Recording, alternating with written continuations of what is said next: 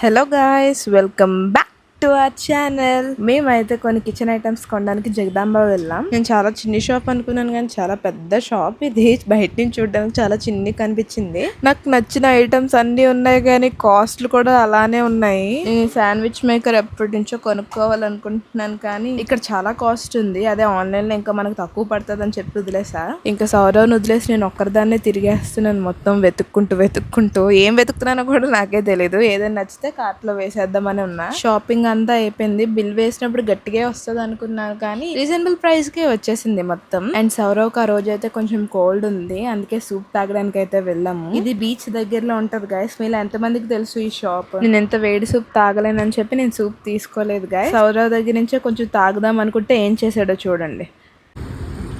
పీస్లని దొబ్బి తినేసావా?